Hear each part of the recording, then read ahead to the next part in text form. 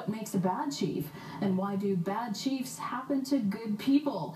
Two guests join us now, and another will join us in just a little while. Chief Wilfred King is with me in studio tonight. Chief King is Anishinaabe from the Gull Bay First Nation in Northern Ontario, and joining us from Toronto is Byrne Christmas. Byrne is a Mi'kmaq lawyer with his own law firm and is originally from Membertou First Nation in Nova Scotia. Thank you both very much for joining us here tonight. Chief King, before we get to the situation in Gull Bay, quick question. What should we be doing now to take full advantage of the Special Rapporteur's visit to Canada? I think it's really important that the First Nations leadership take his report and his findings to the international stage. It's really important that the situation in Canada in terms of the First Nation communities has to be brought to the international stage, and the report itself will really shed light on the social conditions in our communities. Byrne, is there something that you would add to that?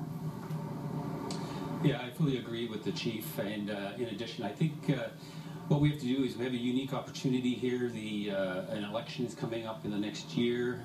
We can't take the pedal off the gas, or the gas off the pedal, to make sure that our issues are addressed both at the high political level as well as at the grassroots level.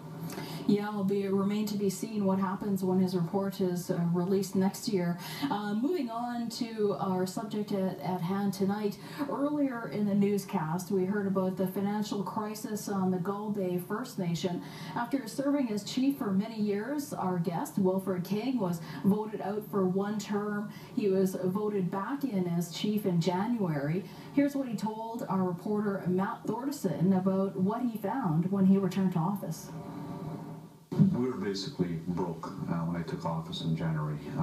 We had maybe a few $1,000s in the account.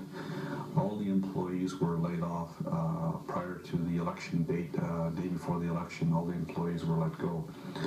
And we found out later that there was over $900,000 of unpaid bills during the course of the last 2 years.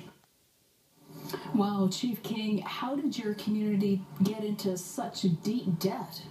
I think it was a result of the leadership that was selected. When I was voted out of office 2 years ago, we had approximately $1.2 million in the bank account. We had a monthly operating surplus of $1 million. And within the first year of the new leadership, we were operating at a $500,000 monthly deficit. So clearly in good shape then. Yes, we were in good shape, considering that in 1996 we were put in third-party management. We extricated ourselves from third party just prior to the election. We were managing our own finances. We had a very good report with our bank, and we were doing really well in our community. We had roughly over 75 employees working for the administration.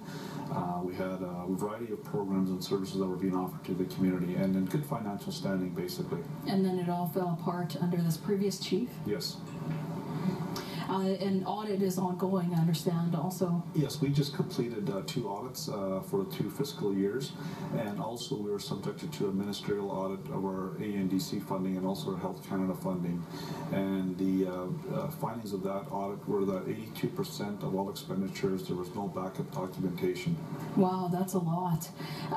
Byrne, on Tuesday, the UN's James Anaya, he commented on that well-being gap between Indigenous and non-Indigenous people in Canada. That continues to grow.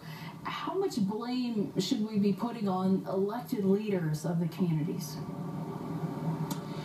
I don't think it's about putting blame on elected leaders. Sometimes elected officials have to deal with things that they are dealt.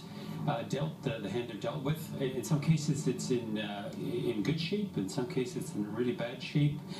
It's just what they do with it. Chief Wilfred obviously indicated that the hand that was dealt the previous chief was a really good hand, but unfortunately there's probably something lacking in that individual's leadership that then caused everything to go to disarray. So, you know, I don't think it's really about a blame game. It's about what you do with what you have, and sometimes in some cases it's about the knowledge that the individuals have to move forward. Yes, and also, as many people know, funding for First Nations, whether it's managed well or not, flows through the Aboriginal Affairs Department. We want to show our viewers now what you, Chief King, told our Matt Thordison about Aboriginal Affairs accountability when he interviewed you in Thunder Bay. ANDC had a role to play in this. They were partly responsible for what took place. They allowed, you know, the funds to continue. When the audit was a year late, the funds still went to the community, and they also funded, you know, $1 million housing project in which the houses are still incomplete. They're half built. They oversee this, and they were basically not there to ensure that those monies were spent appropriately. 82% of funds not accounted for. That's a huge number. Chiefs and band councils across the country take the heat for bad chiefs. How do you feel about that? Well, I feel really bad about it because, again, I think that for the most part, most chiefs are very accountable, very transparent, and many of them are doing really well and take their jobs very seriously. Unfortunately, we do have a few in the country that make it bad for everybody, and I can only speak on behalf of my community, and I can tell you that the Chiefing Council and the membership is very upset with the current situation in our community, considering that we came from you know, third-party management into self-management, and we're basically on the verge now of third-party management again within 2 years.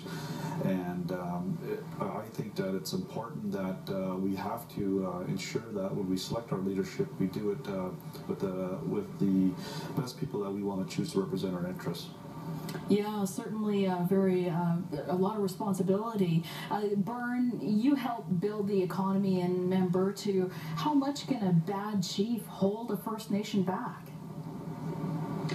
Well, experience shows that bad chief will be the make or break of the organization as a whole, the community as a whole. If you have a chief and a council and who doesn't know what they're doing, doesn't take advantage of the strength of the bureaucracy that are in place, man, you can see some stuff that just falls apart right away. In some cases, I've seen across the country where you have folks that get elected, you know, previous to that, they weren't doing anything, and then all of a sudden they get elected, and then they get this halo effect that they think that they know everything, they're smarter than Einstein, and next thing you know, they put themselves into situations that they absolutely know nothing about.